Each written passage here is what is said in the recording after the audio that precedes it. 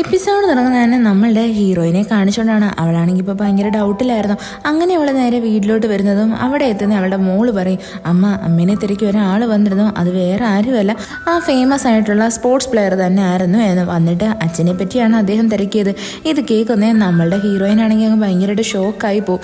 എന്താണെന്ന് വെച്ച് കഴിഞ്ഞാൽ അവൾ കഴിഞ്ഞ ദിവസം നമ്മുടെ ആ സ്പോർട്സ് പ്ലെയറിനെ നല്ലതുപോലെ റിജക്റ്റ് ചെയ്തിട്ടല്ലേ വിട്ടത്. അപ്പോൾ അവൾ വിചാരിക്കും, എന്നാലും അവൻ എന്തിനായിരിക്കും ഇവിടെ വന്നിട്ട് എൻ്റെ ഹസ്ബൻഡിനെ തിരക്കിയത് എന്ന്. അത് കഴിഞ്ഞിട്ട് കാണിക്കുന്ന അടുത്ത ദിവസം സ്കൂളിലായിട്ടാണ്. അവിടെ നമ്മളുടെ നായകൻ്റെ മോളും അവളുടെ ആ ഒരു ഫ്രണ്ടില്ലേ, അവർ രണ്ടുപേരും സംസാരിച്ചുകൊണ്ടിരിക്കുമായിരുന്നു. പെട്ടെന്ന് തന്നെ അതിലെ നമ്മളുടെ ഹീറോ നടന്നു പോകും. ഇവനെ കാണുന്നതും നമ്മുടെ ആ പെങ്കോച്ചാണെങ്കിൽ അവനെ നോക്കി ടാറ്റ കാണിക്കും. ഇത് കാണുന്നേം അവളുടെ ഫ്രണ്ടിനെ അതങ്ങോട്ട് ഇഷ്ടപ്പെടത്തില്ല. അവൻ വിചാരിക്കും, എങ്കിലും ഇവൻ എന്തിനാ ഇവളുടെ ഇത്രയും കമ്പനി കാണിക്കുന്നത്, ഇനി ഒരു പക്ഷേ ഇവൻ ഇവളെ വളയ്ക്കാൻ വേണ്ടിയിട്ട് നോക്കുവാണോ എന്ന് വെച്ചിട്ട് അവനാണെങ്കിൽ അവളുടെ അടുത്ത് ചോദിക്കും, അല്ല ഇവനുമായിട്ട് നീ എന്താ ഇത്ര കൂട്ട്, ഇവനുമായിട്ട് നിനക്ക് എന്താ ബന്ധം? ഉടനെ തന്നെ നമ്മളുടെ പെങ്കൊച്ചു പറയും, അവൻ എൻ്റെ ബെസ്റ്റ് ഫ്രണ്ടാണ് എന്ന്. ഇത് കേൾക്കുന്നതും അവനതങ്ങോട്ട് ഇഷ്ടപ്പെടത്തില്ല. ഉടനെ തന്നെ ആ ഫ്രണ്ടാണെങ്കിൽ ഇവളുടെ അടുത്ത് ഇൻഡയറക്റ്റ് ആയിട്ട് പറയാനായിട്ട് തുടങ്ങും. അതായത് അവനാണെങ്കിൽ ഇവളുടെ അടുത്ത് ചെറിയൊരു ഫീലിങ്സ് ഉണ്ട് എന്ന്. ഇതറിയുന്നതും നമ്മളുടെ ആ മോളില്ലേ, അവൾ ഭയങ്കരമായിട്ടങ്ങ് ഞെട്ടിപ്പോവും. അവൾ വേഗം തന്നെ അവിടെ നിന്ന് ഇറങ്ങി അങ്ങ് ഓടിപ്പോവും. അത് കഴിഞ്ഞിട്ട് കാണിക്കുന്നതെന്ന് വെച്ച് കഴിഞ്ഞാൽ നമ്മളുടെ ഹീറോയിനെയാണ്. അവളാണെങ്കിൽ ഒരു ലിഫ്റ്റിലായിട്ട് നിൽക്കുമായിരുന്നു. അവിടെ നിൽക്കാൻ നേരത്ത് പെട്ടെന്ന് തന്നെ അതിലുള്ള ഒരാളാണെങ്കിൽ അവിടെയുള്ളൊരു പെങ്കൊച്ചിനടുത്ത് മോശമായിട്ട് ബിഹേവ് ചെയ്യും. അതായത് അവൾ അറിയാണ്ട് അവളുടെ ഫോട്ടോസൊക്കെ എടുക്കും. ഇത് കാണുന്നത് നമ്മളുടെ ഹീറോയിൻ വെറുതെ ഇരിക്കുമെന്നാണ്. അവളാണെങ്കിൽ ഭയങ്കര തൻ്റെടിയല്ലേ. പെട്ടെന്ന് തന്നെ ലിഫ്റ്റ് ഇറങ്ങുന്നതും അവനെ പിടിച്ച് നല്ലതുപോലെ ഒരടിയും കൊടുത്ത് വേഗം തന്നെ പോലീസിനെ ഏൽപ്പിക്കും.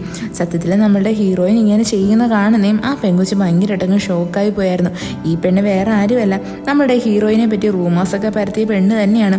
അവളാണെങ്കിൽ നായികയെടുത്ത് വന്നിട്ട് ചോദിക്കും, നിങ്ങൾ എന്തിനാ ഇങ്ങനെയൊക്കെ ചെയ്തത്, ഇതിൻ്റെ പേരിൽ നിങ്ങൾക്ക് വല്ല പ്രശ്നം ഉണ്ടാവത്തില്ലേ എന്ന്. ഉടനെ തന്നെ നമ്മളുടെ നായിക പറയും, ഞാനെന്തിനാ അങ്ങനെയൊക്കെ പേടിക്കുന്നത്, എനിക്കും ഒരു മോളുണ്ട്, അവൾക്ക് നേരെ ആരെങ്കിലും ഇങ്ങനെ കാണിച്ചു കഴിഞ്ഞാൽ ഞാൻ വെറുതെ നോക്കിയിരിക്കത്തൊന്നുമില്ല. അതേപോലെ തന്നെയാണ് ബാക്കിയുള്ളവരും എനിക്ക്. ഞാൻ അങ്ങനെ അനീതി കണ്ട മിണ്ടാണ്ടിരിക്കുന്ന ഒരാളല്ല എന്ന് പറഞ്ഞിട്ട് നമ്മളുടെ ഹീറോയിൻ അവിടെ നിന്ന് അങ്ങ് പോകും. എന്നാൽ ഇവക്കാണെങ്കിൽ ഇതിൻ്റെ പേരിൽ വലിയൊരു പണി തന്നെ വരാനായിട്ടിരിക്കുമായിരുന്നു. അവളുടെ ആ വർക്ക് ചെയ്യുന്നിടത്ത് മാനേജറാണെങ്കിൽ ഇവളെ വിളിച്ചിട്ട് ചോദിക്കും, അല്ല നിനക്ക് എന്ത് ധൈര്യം ഉണ്ടായിരുന്നിട്ടാ അയാളെ നീ പോലീസിനെ ഏൽപ്പിച്ചത്, ഇനി എന്തായിരുന്നാലും നിനക്ക് ഇവിടെ വർക്ക് ചെയ്യാൻ പറ്റത്തില്ല, ഞങ്ങൾ നിന്നെ ഈ ജോലിയിൽ നിന്ന് എടുത്ത് മാറ്റുവാണെന്ന് പറഞ്ഞിട്ട് നമ്മളുടെ ഹീറോയിനെ ആണെങ്കിൽ അവർ ആ ജോലിയിൽ നിന്ന് അങ്ങ് പിരിച്ചുവിടും. സത്യം പറഞ്ഞാൽ ഇതറിയുന്നേ നമ്മളുടെ നായിക ഭയങ്കരമായിട്ട് അങ്ങ് ഷോക്കായി നല്ല സങ്കടത്തിലും ആയിരുന്നു. അവൾക്കിപ്പോൾ എന്ത് വേണമെന്ന് കൂടി അറിയത്തില്ല. സത്യത്തിൽ നമ്മുടെ നായിക ചെയ്തത് നല്ലൊരു കാര്യമല്ലേ, എന്നാൽ ഇവരെന്തിനാണ് ഇവർക്ക് ഇങ്ങനൊരു പണിഷ്മെൻറ്റ് കൊടുത്തതെന്ന് അവൾക്ക് ഇപ്പോഴും അറിയത്തില്ല. അങ്ങനെ അവൾ ആ ഓഫീസിൽ നിന്ന് പുറത്തോട്ട് ഇറങ്ങുന്നതും അവൾ അവളുടെ കയ്യിരുന്ന ID കാർഡില്ലേ അതെടുത്ത് വലിച്ചെങ്ങേറിയും. അവിടെയായിട്ട് നമ്മളുടെ നായകൻ വരും. ഇവൻ വന്നിട്ട് ആ ID കാർഡ് എടുത്ത് ഇവളുടെ കയ്യിലായിട്ട് കൊടുക്കും. പെട്ടെന്ന് തന്നെ ഇവൾ വിചാരിക്കും, എന്നാലും ഇവൻ എന്തെടുക്കുക ഇവിടെയെന്ന്. ഉടനെ തന്നെ അവനാണെങ്കിൽ ചോദിക്കും, നിങ്ങൾക്ക് എന്തെങ്കിലും പ്രശ്നമുണ്ടോ, എന്തുണ്ടെങ്കിലും എൻ്റെ അടുത്ത് പറഞ്ഞാൽ മതി, എനിക്ക് നന്നായിട്ടറിയാം എൻ്റെ വൈഫിൻ്റെ കയ്യിൽ വേറെ തെറ്റൊന്നും കാണത്തില്ല, അവൾ സൂപ്പറാണ് എന്ന്. ഇത്രയും പറഞ്ഞിട്ട് അവൻ അവിടെ നിന്ന് അങ്ങ് പോവും. സത്യം പറഞ്ഞാൽ ഈവൻ ഈ പറഞ്ഞ ഡയലോഗില്ലേ അവളുടെ അടുത്ത് എപ്പോഴും അവളുടെ ഹസ്ബൻഡ് പറയുന്ന ഡയലോഗ് തന്നെയാണ്. അവൾക്കാണെങ്കിൽ ഇത് കേൾക്കുന്നതും ഭയങ്കര കൺഫ്യൂഷനാവും. ഇനി ഒരു പക്ഷേ അവൻ പറഞ്ഞതുപോലെ തന്നെ അവൻ അവളുടെ ഹസ്ബൻഡ് ആണോ എന്ന്. അവളങ്ങനെ അതിനെപ്പറ്റി ഇങ്ങനെ മാറി മാറി ചിന്തിച്ചുകൊണ്ടിരിക്കും. അത് കഴിഞ്ഞിട്ട് കാണിക്കുന്ന നമ്മളുടെ നായിക ഇങ്ങനെ നടക്കാൻ നേരത്ത് അവളുടെ കാലിലെ ചെരുപ്പ് ചെറുതായിട്ടൊന്ന് പൊട്ടുന്നതാണ്. അങ്ങനെ അവളത് റിപ്പയർ ചെയ്യാൻ വേണ്ടിയിട്ട് ഒരു ഷോപ്പിലായിട്ട് ചെല്ലും. അവിടെ ചെല്ലുന്നേയും അവിടുത്തെ പെങ്കൊച്ചുകളെ കാണുന്നതും തിരിച്ചറിയും. എന്നിട്ട് ചോദിക്കും, നിങ്ങൾ ആ ഫേമസ് ആയിട്ടുള്ള റിപ്പോർട്ടർ അല്ലേ എന്ന്. ഇത് കേൾക്കുന്നേ നമ്മളുടെ നായികയ്ക്ക് ഭയങ്കര സന്തോഷമാവും. ഉടനെ തന്നെ അവർ പറയും, നിങ്ങൾക്ക് ഈ കിട്ടിയ ഷൂ എന്ന് പറയുന്നത് നിങ്ങളുടെ ഫാൻ വാങ്ങി തന്നെയല്ലേ, അവൻ ഇവിടുന്ന് തന്നെയാണ് വാങ്ങിയത്, നിങ്ങൾക്ക് വലിയൊരു കവിത എഴുതി തന്നിട്ടുണ്ടായിരുന്നു. ഇത് കേൾക്കുന്നേ നമ്മുടെ നായിക ഭയങ്കരമായിട്ടങ്ങ് ഞെട്ടിപ്പോവും. അവൾ ചോദിക്കും, ആഹാ അപ്പം നിങ്ങൾക്കറിയാമല്ലേ എനിക്കിത് ആരാ വാങ്ങി തന്നേന്ന്. ഇവിടെ നമ്മളുടെ ഹീറോയിൻ വിചാരിച്ച് വെച്ചിരുന്ന തന്നെ ആ സ്പോർട്സ്മാൻ ഇല്ലേ അയാൾ വാങ്ങി തന്നതായിരിക്കുമെന്ന്. ഉടനെ തന്നെ ആ പെണ്ണാണെങ്കിൽ പറയാനായിട്ട് തുടങ്ങും, പിന്നെ ഇല്ലേ അവന് ഈ ഷൂ ഇവിടെ വാങ്ങിക്കാൻ വേണ്ടി വന്നപ്പോൾ നിങ്ങളെ പറ്റിയിട്ടുള്ള സ്റ്റോറി ആയിരുന്നു ഇത്രയും നാളും പറഞ്ഞുകൊണ്ടിരുന്നത്, നിങ്ങൾ 20 വർഷമായിട്ട് ഈ ഇൻ്റർവ്യൂവിന് വേണ്ടിയിട്ട് ട്രൈ ചെയ്തുകൊണ്ടിരിക്കുകയാണ്, ഇപ്പോഴാണ് നിങ്ങൾക്ക് ജോലി കിട്ടിയത് എന്നൊക്കെ അവൻ പറഞ്ഞായിരുന്നു. ഇത് കേൾക്കുന്നേ നമ്മളുടെ നായിക ഭയങ്കരമായിട്ടങ്ങ് ഞെട്ടിപ്പോവും. എന്താണെന്ന് വെച്ച് കഴിഞ്ഞാൽ ആ സ്പോർട്സ്മാൻ ആണെങ്കിൽ ഇതിനെ പറ്റിയിട്ടുള്ള യാതൊരു വിവരവും ഇല്ല, ഇതെല്ലാം അറിയാവുന്നത് അവളുടെ ഹസ്ബൻഡിന് മാത്രമാണ്. ഉടനെ തന്നെ നമ്മുടെ നായിക ചോദിക്കും, 37 വയസ്സുള്ള ഒരാളാണോ ഈ ചെരുപ്പ് ഇവിടെ വന്ന് വാങ്ങിച്ചേ? ഉടനെ തന്നെ ആ കടയിലെ സെയിൽസ് ഗേൾ പറയും, 37 വയസ്സുള്ള ആളോ, അങ്ങനെയുള്ള ആളൊന്നും അല്ല, 18 വയസ്സുള്ളൊരു ചെറുക്കനാ വാങ്ങിക്കാൻ വന്നേ, അവൻ്റെ പേര് ഹുണ്ടയോങ് എന്നായിരുന്നു. ഇത് കേൾക്കുന്നേ നമ്മുടെ നായിക ഭയങ്കരമായിട്ട് അങ്ങ് ഷോക്കായി പോകും. അതായത് അവൻ പറഞ്ഞതെല്ലാം സത്യമാണ്, അവൻ തന്നെയാണ് അവളുടെ ഹസ്ബൻഡ് എന്ന് അവൾക്ക് നല്ലതുപോലെ മനസ്സിലാവും. വേഗം തന്നെ നമ്മൾ നായികയാണെങ്കിൽ അവനെ കോൾ ചെയ്തിട്ട് പറയും, നീ ഇന്ന സ്ഥലത്ത് വരണം, എനിക്ക് നിൻ്റെ അടുത്ത് കുറച്ച് സംസാരിക്കാനുണ്ട് എന്ന്. അങ്ങനെ രണ്ടുപേരും ഒരു ടെറസിൻ്റെ മുകളിലായിട്ട് ആയിട്ട് മീറ്റ് ചെയ്യും. നമ്മളുടെ നായിക വന്ന ഉടനെ നായകൻ്റെ അടുത്ത് ചോദിക്കും, നീ തന്നെയാണോ എൻ്റെ ഹസ്ബൻഡ് എന്ന്? എന്നിട്ട് എന്താ നീ ഇത്രയും കാലം എൻ്റെ അടുത്ത് പറയാഞ്ഞ്? ഉടനെ തന്നെ നമ്മുടെ നായകനാണെങ്കിൽ അവളെ കെട്ടിപ്പിടിച്ച് അവൾക്ക് നല്ലൊരു കിസ് കൊടുക്കും. എന്നിട്ട് പറയും, ഞാൻ പറഞ്ഞാലും നീ അത് വിശ്വസിക്കത്തില്ലായിരുന്നല്ലോ, എനിക്കത് നന്നായിട്ട് അറിയാമായിരുന്നു എന്ന്. അത് കഴിഞ്ഞിട്ട് കാണിക്കുന്ന നമ്മളുടെ ആ മോളെയാണ്. അവളാണെങ്കിൽ ഇങ്ങനെ റോഡിൽ കൂടി നടന്നു പോകാൻ നേരത്ത് 2-3 പെങ്കൊച്ചുങ്ങളാണെങ്കിൽ നമ്മളുടെ ഈ പെങ്കൊച്ചിനെ നോക്കിയിട്ട് ഓരോന്ന് പറയാനായിട്ട് തുടങ്ങും. ഇവളുടെ അമ്മയാണെങ്കിൽ ഡിവോഴ്സായ ആ റിപ്പോർട്ടറാണ്, ഇവളുടെ വിചാരം ഇവള് ലോക സുന്ദരിയാ എന്നൊക്കെയാ. അങ്ങനെയൊക്കെ പറഞ്ഞ് കേൾക്കുന്നേ നമ്മളുടെ പെങ്കൊച്ചിനെ അങ്ങോട്ട് ഇഷ്ടപ്പെടത്തില്ല. അവൾ ഓടി വന്ന് ഇവളുമാർക്കിട്ട് നല്ല 2 നാടി എങ്ങ് വെച്ചു കൊടുക്കും. എന്നിട്ട് അവൾ വേഗം തന്നെ അവിടെ നിന്ന് എസ്കേപ്പ് ആവാൻ വേണ്ടിയിട്ട് നോക്കുന്നേ. അവിടെയായിട്ട് ഈ പെൺപിള്ളേരുടെ ബോയ് ഫ്രണ്ടായിട്ട് കുറച്ച് ഗുണ്ടാ ചെറുക്കന്മാർ വരും. ഇവന്മാരും അന്നേരം നമ്മളുടെ പെങ്കൊച്ചിനെ നല്ലതുപോലെ വഴക്ക് പറഞ്ഞ് അവളെ വരട്ടാൻ വേണ്ടിയിട്ട് നോക്കും. എന്നാൽ ഇത് കണ്ടുകൊണ്ടിരിക്കുന്ന നമ്മുടെ ലീഡർ ഇറക്കനില്ലേ, അവൻ വെറുതെ ഇരിക്കത്തൊന്നുമില്ല. അവൻ ഓടി വന്ന് ഇവന്മാർക്ക് ഇട്ടൊരു ചവിട്ടങ്ങ് വെച്ചു കൊടുക്കും. ഇവ സത്യത്തിൽ പെട്ടെന്നുള്ള ഒരു ദേഷ്യത്തിന് ചെയ്തിയാ. എന്നാൽ അടിച്ചു കഴിയുന്നത് ഇവ നന്നായിട്ട് പേടിച്ചു. പെട്ടെന്ന് തന്നെ നമ്മുടെ ആ പെങ്കൊച്ചാണെങ്കിൽ ഈ ലീഡർ ഇറക്കൻ്റെ കയ്യും പിടിച്ച് അവിടെ നിന്ന് ഓടി എങ്ങ് പോകും. ഇവന്മാരെല്ലാം അവളെ പിടിക്കാനായിട്ട് ഓടും. എന്നാൽ ഇവരുടെ മുമ്പിലായിട്ട് നമ്മുടെ സ്കൂളിലെ ഗുണ്ടാ ചെറുക്കനില്ലേ, അവനും അവൻ്റെ ഫ്രണ്ട്സും വന്ന് നിൽക്കും. എന്നിട്ട് പറയും, എടാ തരത്തിൽ പോയി കളിക്ക്, ഇവിടെ നിങ്ങൾ അനാവശ്യമായിട്ട് പ്രശ്നം ഉണ്ടാക്കാൻ വരുന്ന എന്തിനായിരുന്നു? ഉടനെ അവന്മാരാണെങ്കിൽ നമ്മളുടെ ഗുണ്ടാ ചെറുക്കനടുത്ത് പറയും, നീ അനാവശ്യമായിട്ട് ഇതിനകത്ത് തലയിടേണ്ട കാര്യമില്ല എന്ന്. ഉടനെ തന്നെ അവൻ പറഞ്ഞ് മനസ്സിലാക്കും, എൻ്റെ സ്കൂളിലെ കുട്ടികളെ ഉപദ്രവിക്കാൻ നിങ്ങൾക്ക് ആരും അധികാരം തന്നിട്ടില്ല, മര്യാദയ്ക്ക് ഇവിടുന്ന് പൊക്കോണമെന്ന് പറഞ്ഞിട്ട് അവന്മാരെ അവിടെ എന്ന് പറഞ്ഞങ്ങ് വിടും. അതേസമയം തന്നെ നമ്മുടെ പെങ്കൊച്ചിനെയും ലീഡർ ഇറക്കനെയും കാണിക്കും. ഇവിടെ നമ്മളുടെ പെങ്കൊച്ചാണെങ്കിൽ അവൻ്റെ അടുത്ത് അവളുടെ ഇഷ്ടം തുറന്നു പറയും, എനിക്ക് നിൻ്റെ അടുത്ത് ഫീലിങ്സ് ഉണ്ട് എന്ന്. ഇത് കേൾക്കുന്ന ആ ലീഡർ ഇറക്കന് ഭയങ്കര സന്തോഷം. അവൻ അവിടെ കിടന്ന് തുള്ളിച്ചാടും. അത് കഴിഞ്ഞിട്ട് കാണിക്കുന്നതെന്ന് വെച്ചാൽ നമ്മുടെ നായികയും നായകനും കൂടി ഫോട്ടോസൊക്കെ എടുത്ത് ഒരു ഡേറ്റിങ്ങിന് പോകുന്നതാണ്. അവരാണെങ്കിൽ ഇപ്പം നല്ലതുപോലെ എൻജോയ് ചെയ്യുന്നുണ്ടായിരുന്നു. 2 പേർക്കും മനസ്സിലായിട്ടുണ്ട് അവർക്ക് 2 പേർക്കും പരസ്പരം എന്ത് ഇഷ്ടമായെന്ന്. അങ്ങനെ ഇവർ ഫുഡ് കഴിക്കാൻ വേണ്ടിയിട്ട് ഹോട്ടലിലായിട്ടിരിക്കുന്നത്. അവിടെയായിട്ട് എല്ലാവരും നമ്മുടെ നായകനെ തന്നെ നോക്കിക്കൊണ്ടിരിക്കുമായിരുന്നു. അതായത് ഇവൾ ആ ഫേമസ് ആയിട്ടുള്ള റിപ്പോർട്ടർ അല്ലേ എന്നും പറഞ്ഞിട്ട്. അതേസമയം തന്നെ അവിടെയായിട്ട് ഫുഡ് സെർവ് ചെയ്യാൻ ഒരു ലേഡി വരും. അവർ വന്നിട്ട് നമ്മുടെ നായികയെടുത്ത് പറയും, ഞാൻ നിങ്ങളുടെ ഭയങ്കര ഫാനാണ്, നിങ്ങൾക്കൊരു മോനുണ്ടെന്നല്ലേ പറഞ്ഞത്, ഈ ഇരിക്കുന്നതാണോ മോനെന്ന്. ഇത് കേൾക്കുന്നത് നമ്മുടെ നായിക ഭയങ്കര ഡസ്പായി പോവും. അവർക്കാണെങ്കിൽ ഇങ്ങ് ഭയങ്കര സങ്കടമാവും. എന്താണെന്ന് വെച്ചാൽ നമ്മളുടെ നായകനെ കണ്ട ഇപ്പം ഒരു 18 വയസ്സല്ലേ തോന്നിക്കത്തുള്ളൂ. അത് കഴിഞ്ഞിട്ട് കാണിക്കുന്ന ഇവർ 2 പേരും കൂടി തിരിച്ച് വീട്ടിലായിട്ട് എത്തുന്നതാണ്. അവിടെ നമ്മളുടെ നായകനാണെങ്കിൽ ഹീറോയിനെ കെട്ടിപ്പിടിച്ചിട്ട് അവളെ വീട്ടിലോട്ട് പറഞ്ഞു വിടും. ഇന്നിവരുടെ ഡേറ്റ് എല്ലാം അവസാനിച്ചായിരുന്നു. അങ്ങനെ നമ്മുടെ നായിക അകത്തോട്ട് കയറിപ്പോയിട്ട് നമ്മുടെ നായകൻ അങ്ങോട്ട് തിരിയുന്നത് പുറകിലായിട്ട് അവൻ്റെ മോളും അതേപോലെ തന്നെ അവളുടെ ബോയ് ഫ്രണ്ടും കൂടി വന്ന് നിൽക്കുന്നുണ്ട്. 2 പേരും ഇപ്പോൾ കയ്യിലും പിടിച്ചിട്ടുണ്ട്. ഇത് കാണുന്നേ നമ്മുടെ ഹീറോ ഭയങ്കരമായിട്ട് ഷൗട്ട് ചെയ്തിട്ട് അവളുടെ ചോദിക്കും, നീ എന്തുവായി കാണിക്കുന്നതെന്ന്. ഉടനെ തന്നെ നമ്മുടെ പെങ്കൊച്ചു പറയും, നീ എന്തിനാ അനാവശ്യമായിട്ട് എൻ്റെ അടുത്ത് ഷൗട്ട് ചെയ്യുന്നത്? എന്താവശ്യമുള്ളത്? 2 പേരും ഇഷ്ടത്തിലായി കഴിഞ്ഞാൽ കയ്യും പിടിച്ച് നടക്കും. ഇവൻ എൻ്റെ ബോയ് ഫ്രണ്ടാണ്, അതിന് നിനക്കിപ്പോൾ എന്താണെന്ന് പറഞ്ഞിട്ട് അവൾ വേഗം തന്നെ ഇവനെ വിളിച്ചുകൊണ്ട് അകത്തോട്ട് കയറി എങ്ങ് പോകും. ഇത് കാണുന്നേ നമ്മുടെ നായകൻ ഭയങ്കരമായിട്ട് അങ്ങ് ഷോക്കായിരുന്നു. അവൻ വിചാരിക്കും ഇവിടെ എന്തൊക്കെയായി നടക്കുന്നതെന്ന്. അങ്ങനെ അവൻ തിരിഞ്ഞിങ്ങനെ നടന്നു പോകുന്നത് പെട്ടെന്ന് തന്നെ അവൻ്റെ ഫോണിലായിട്ട് ഒരു കോൾ വരും. എന്നിട്ട് ചോദിക്കും, ഹുണ്ടയോങ് അല്ലേ എന്ന്. സത്യം പറഞ്ഞാൽ ഇത് കേൾക്കുന്നേ നമ്മുടെ നായകൻ ഷോക്കായിരുന്നു. യഥാർത്ഥത്തിൽ അവൻ്റെ കയ്യിലാണെങ്കിൽ 2 മൊബൈൽ ഫോണുണ്ട്. ഒന്നെന്ന് വെച്ചാൽ ചെറിയ ഹുണ്ടയോങ് യൂസ് ചെയ്യുന്നതും ഒന്നെന്ന് വെച്ചാൽ 37 വയസ്സുള്ള നമ്മുടെ നായകൻ യൂസ് ചെയ്യുന്നതും. എന്നാൽ ഇപ്പോൾ കോള് വന്നിരിക്കുന്നത് ചെറിയ നായകൻ യൂസ് ചെയ്യുന്ന ഫോണാണ്. അവനാണെങ്കിൽ വിചാരിക്കും, അപ്പോൾ അതിൻ്റെ അർത്ഥം ഞാൻ 18 വയസ്സായി എന്നുള്ള കാര്യം വേറെ ആരോ കണ്ടുപിടിച്ചിട്ടുണ്ട്. എന്നാലും അത് ആരായിരിക്കും എന്നും പറഞ്ഞിട്ട് നോക്കുമ്പോൾ പെട്ടെന്ന് തന്നെ പുറകിൽ ഒരാൾ വന്ന് നിൽക്കും. അത് വേറെ ആരുമല്ല, നമ്മളുടെ പെങ്കൊച്ചിൻ്റെ ആ ബോയ് ഫ്രണ്ട് ഇല്ലേ, അതായത് ആ ലീഡർ ഇറക്കാൻ അവൻ തന്നെയാണ്. അവൻ വന്നിട്ട് ഇങ്ങനെ ഷോക്കായിട്ട് നോക്കിക്കൊണ്ടിരിക്കും. അതിനുശേഷം കാണിക്കുന്ന 2 പേരുടെയും മാറി ഇന്ന് സംസാരിക്കുന്നേ. അവിടെ നമ്മളുടെ ആ ലീഡർ ഇറക്കാൻ പറയും, സർ എനിക്ക് മനസ്സിലായതേ ഇല്ല, നിങ്ങളാണ് അവളുടെ അച്ഛനെന്ന്, എന്നോട് ക്ഷമിക്കണം. അപ്പോൾ നമ്മുടെ നായകൻ ചോദിക്കും, അല്ല നിനക്ക് എങ്ങനെയാണ് മനസ്സിലായത് ഞാനാണ് അവളുടെ അച്ഛനെന്ന്? ഉടനെ തന്നെ അവൻ പറയും, അത് ഞാൻ അവളുടെ പഴയ കുറച്ച് വീഡിയോസ് കണ്ടായിരുന്നു, അതിനകത്ത് നിങ്ങളുടെ ഫോട്ടോ കണ്ടപ്പോൾ എനിക്ക് മനസ്സിലായി, അതായത് നിങ്ങൾ തന്നെയാണ് അവളുടെ അച്ഛനെന്ന്. ഇത് കേൾക്കുന്നത് നമ്മുടെ നായകന് ഭയങ്കര സന്തോഷമാകും. കൂട്ടത്തിൽ തന്നെ അവനാണെങ്കിൽ ഈ ലീഡർ ഇറക്കന് കുറച്ച് ഉപദേശങ്ങളൊക്കെ കൊടുക്കും. പ്രേമിക്കുമ്പോൾ നിങ്ങൾ കുറേ കാര്യങ്ങൾ ശ്രദ്ധിക്കാനുണ്ട്, കുറച്ച് കെയർഫുൾ ആയിരിക്കണം എന്നുള്ള രീതിയിൽ. അത് കഴിഞ്ഞിട്ട് കാണിക്കുന്നത് നമ്മുടെ നായികയാണെങ്കിൽ ഇങ്ങനെ അകത്തോട്ട് കയറി പോകാൻ നേരത്തെ TV-യിലായിട്ട് നമ്മുടെ ആ സ്പോർട്സ്മാൻ ഇല്ലേ, അവൻ്റെ പ്ലേയിങ് കാണുന്നതാണ്. അവനിപ്പോൾ ഭയങ്കര മോശമായിട്ടാണ് ഗെയിമൊക്കെ കളിക്കുന്നത്. ഇത് കാണുന്നത് നമ്മുടെ നായിക വിചാരിക്കും, ഇനി ഒരു പക്ഷേ അവനെ ഞാൻ റിജക്റ്റ് ചെയ്തതുകൊണ്ടാണോ അവൻ ഇത്ര മോശമായിട്ട് ഗെയിം കളിക്കുന്നതെന്ന്. അങ്ങനെ നമ്മുടെ നായിക വേഗം തന്നെ ഈ സ്പോർട്സ് സ്പോർട്സ്മാനെ വിളിച്ചിട്ട് മീറ്റ് ചെയ്യാമെന്ന് പറയും. അങ്ങനെ രണ്ടുപേരും കണ്ട് സംസാരിക്കാനായിട്ട് ഒരുങ്ങും. ഉടനെ തന്നെ അവൾ ചോദിക്കും, ഞാൻ നിങ്ങളെ റിജക്റ്റ് ചെയ്തതുകൊണ്ടാണോ നിങ്ങൾ ഇത്ര മോശമായിട്ട് ഗെയിമൊക്കെ കളിക്കുന്നത്? ഉടനെ തന്നെ നമ്മുടെ ആ സ്പോർട്സ്മാൻ പറയും, അങ്ങനെയൊന്നുമില്ല, എനിക്ക് വേറെ കുറേ പ്രശ്നങ്ങളൊക്കെ ഉണ്ട് എന്ന് പറഞ്ഞിട്ട് അവൻ കാര്യങ്ങളൊക്കെ പറയാനായിട്ട് തുടങ്ങും. എന്നിട്ട് നമ്മുടെ നായിക എടുത്ത് ചോദിക്കും, നിങ്ങളുടെ മോള് പറഞ്ഞു കാണുമല്ലോ, ഞാനാണെങ്കിൽ നിങ്ങളുടെ ഹസ്ബൻഡിനെ തിരക്കി വീട്ടിൽ വന്ന കാര്യം. ഞാൻ നിങ്ങളുടെ ഹസ്ബൻഡിനെ തിരക്കിയത് വേറൊന്നിനും വേണ്ടിയിട്ടല്ല. എനിക്കൊരു ബ്രദർ ഉണ്ടായിരുന്നു. ആ ബ്രദറിനാണെങ്കിൽ ആക്സിഡൻറ്റ് പറ്റിയാൽ മരിച്ചു പോയത്. എന്നാൽ ബ്രദറിൻ്റെ മോളും ബ്രദറും ഉണ്ടായിരുന്ന കാറിൽ നിന്ന് എൻ്റെ ബ്രദറിൻ്റെ മോളെ രക്ഷിച്ചത് നിങ്ങളുടെ ഭർത്താവാണ്.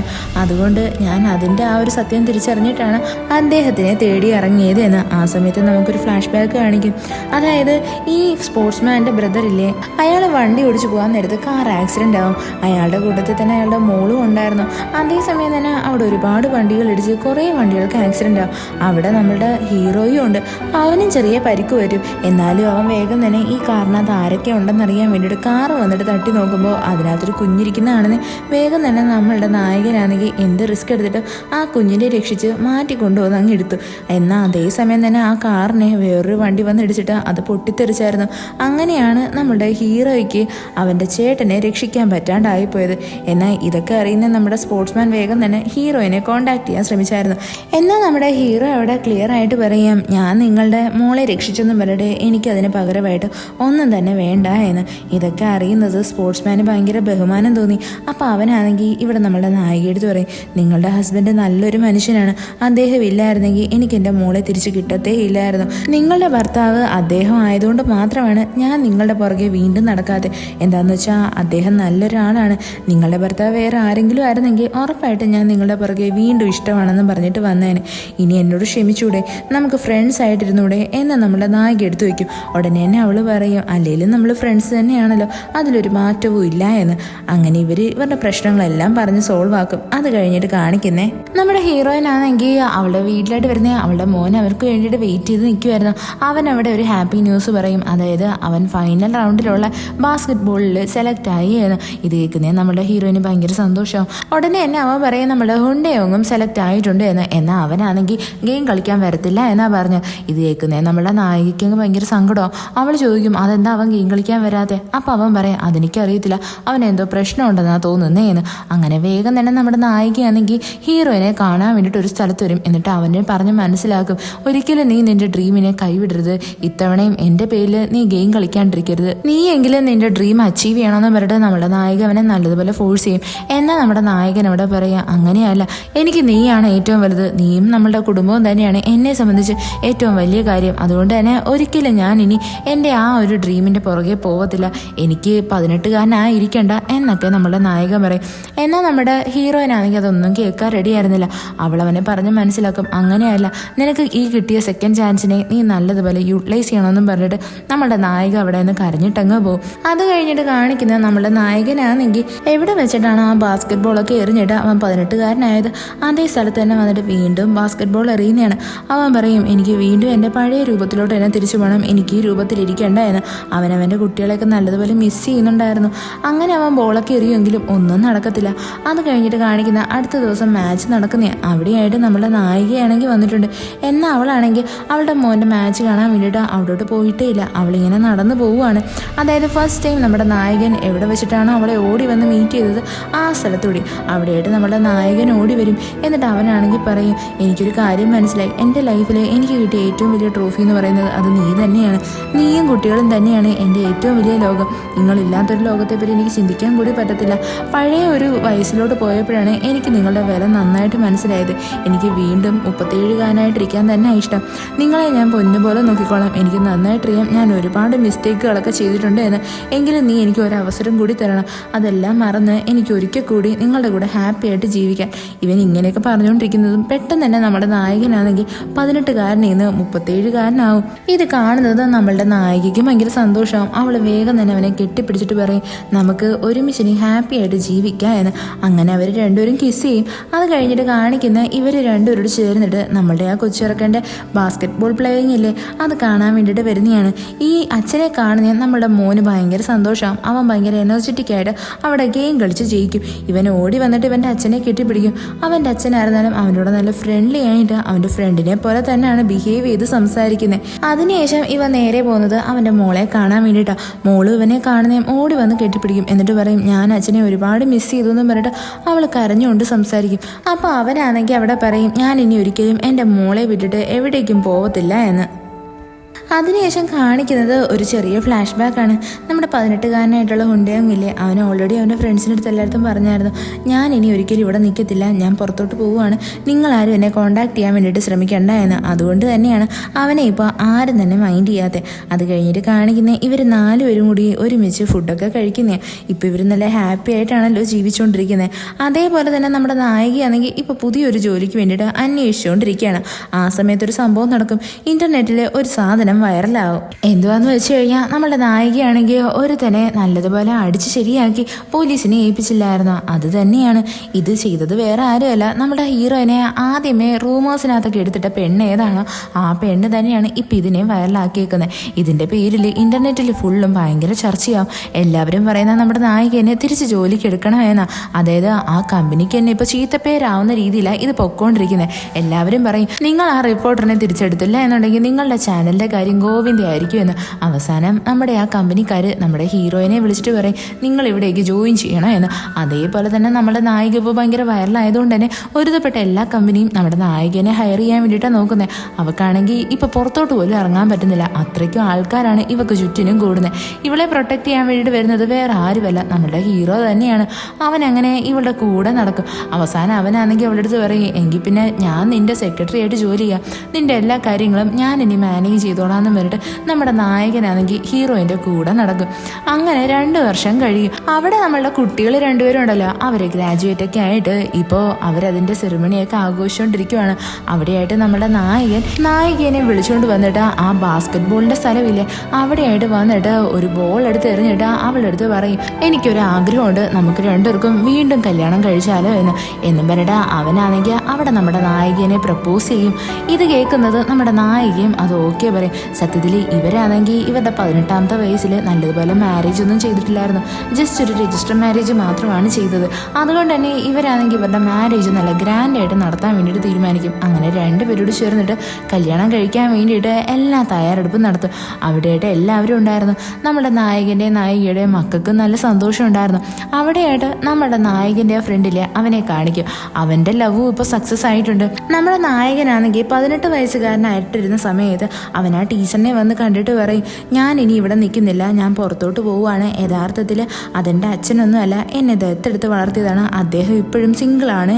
അങ്ങനെ ആ ടീച്ചറിൻ്റെ അടുത്ത് പറഞ്ഞതുകൊണ്ട് തന്നെയാണ് ആ ടീച്ചർ ഇപ്പോൾ നമ്മളുടെ ഫ്രണ്ടുമായിട്ട് സെറ്റായത്. അവർ തന്നെ നമ്മുടെ ഫ്രണ്ടിനെ വന്ന് പ്രപ്പോസ് ചെയ്ത് അവരിപ്പോൾ നല്ലതുപോലെ ഹാപ്പി ആയിട്ടിരിക്കുന്നത്. അങ്ങനെ നമ്മുടെ നായകൻ്റെയും കല്യാണമൊക്കെ കഴിയും. അവിടെയായിട്ടൊരു അപ്പൂപ്പൻ ഇങ്ങനെ നടന്നു പോകും. ഈ അപ്പൂപ്പനെ കാണുന്നേ നമുക്ക് ഓർമ്മ വരും. അതായത് സീരീസിൻ്റെ തുടക്കത്തിലും ഈ അപ്പൂപ്പനെ കാണിച്ചിട്ടുണ്ടായിരുന്നു. നമ്മുടെ നായകൻ ഇത് കാണുന്നേ വിചാരിക്കും ഇയാളെ ഞാൻ എവിടെയോ കണ്ടിട്ടുണ്ടല്ലോ എന്ന്. ഉടനെ തന്നെ അയാളാണെങ്കിൽ അവിടെ സൈൻ ലാംഗ്വേജിൽ മിണ്ടാണ്ടിരിക്കണം എന്നുള്ള രീതിയിൽ കാണിച്ചിട്ട് അവിടെ നിന്ന് നടന്നങ്ങ് പോകും. ചുരുക്കത്തിൽ പറഞ്ഞാൽ ഈ അപ്പൂപ്പൻ തന്നെയാണ് നമ്മളുടെ ഹീറോയ്ക്ക് ഒരു സെക്കൻഡ് ചാൻസ് കൊടുത്തത്. അതായത് നമ്മളെല്ലാവരും നമുക്ക് കഴിഞ്ഞു പോയ ലൈഫ് നമുക്ക് ബെറ്റർ ആക്കാമായിരുന്നു എന്നും പറഞ്ഞിട്ടല്ലേ നമ്മൾ വിഷമിക്കുന്നത്. എന്നാൽ നമ്മളുടെ കയ്യിലുള്ളതിനെ ബെറ്റർ ആക്കാൻ നമ്മൾ ശ്രമിക്കത്തില്ല. ആ ഒരു സംഭവം നമ്മുടെ നായകൻ മനസ്സിലാക്കിയത് തന്നെ ഈ ഒരു അപ്പൂപ്പൻ കാരണമല്ലേ. അതായത് ഇദ്ദേഹം ഒരു ദൈവത്തിനെ പോലെയാണ്. അത് കഴിഞ്ഞിട്ട് കാണിക്കുന്നത് ഇവരുടെ ലൈഫ് നല്ല ഹാപ്പി ആയിട്ട് ജീവിക്കുന്നതാണ്. അതായത് ഇവരുടെ ലൈഫിനകത്ത് പഴയതുപോലെ തന്നെ അടിയും പിണക്കവും വിഷമവും സന്തോഷവും എല്ലാം ഉണ്ട്. എങ്കിലും അവരതെല്ലാം നല്ലതുപോലെ കോംപ്രമൈസ് ചെയ്ത് ആ ഒരു അണ്ടർസ്റ്റാൻഡിങ്ങിൽ ഇങ്ങനെ ജീവിച്ച് പൊയ്ക്കൊണ്ടിരിക്കുവാണ്. അതിനുശേഷം കാണിക്കുന്നത് നമ്മുടെ നായകനാണെങ്കിൽ ആ സ്പോർട്സ്മാനില്ലേ അദ്ദേഹത്തിനെ വന്ന് കണ്ടിട്ട് പറയും എന്തായിരുന്നാലും നിങ്ങളെ കണ്ടതിൽ ഒരുപാട് സന്തോഷമുണ്ട് എന്ന്. അതേപോലെ തന്നെ നമ്മുടെ സ്പോർട്സ്മാനും നല്ല സന്തോഷം ഉണ്ടായിരുന്നു. അതായത് നമ്മുടെ നായകൻ തന്നെയല്ലേ അദ്ദേഹത്തിൻ്റെ മോളെ രക്ഷിച്ച് അയാളുടെ കയ്യിൽ കൊടുത്തത്. അയാൾ പറയും ഇനി മുതൽ നമുക്ക് നല്ല ഫ്രണ്ട്സ് ആയിട്ടിരിക്കാം എന്ന്. പിന്നീട് ഈ സീരീസിൻ്റെ അവസാനം കാണിക്കുന്നത് നമ്മുടെ നായകനും നായികയും വയസ്സായി ഇങ്ങനെ നടന്നു പോകുന്നതാണ്. ഈ ഒരു സൂപ്പർ എൻഡിങ്ങോട് കൂടിയാണ് കേട്ടോ നമ്മളുടെ 18 Again എന്ന് പറയുന്ന സീരീസ് അവസാനിക്കുന്നത്. ഇതിനകത്ത് പറഞ്ഞിരിക്കുന്ന ഒരു നല്ലൊരു പാഠം തന്നെയാണ്. അതായത് നമ്മുടെ ലൈഫിൽ നമ്മൾ ഒരുപാട് കാര്യങ്ങളിൽ വിഷമിച്ച് ഞാനത് ചെയ്തില്ല, എനിക്കതാവാൻ പറ്റിയില്ല എന്നുള്ള രീതിയിൽ നമ്മൾ വിഷമിച്ചിരിക്കാറില്ലേ.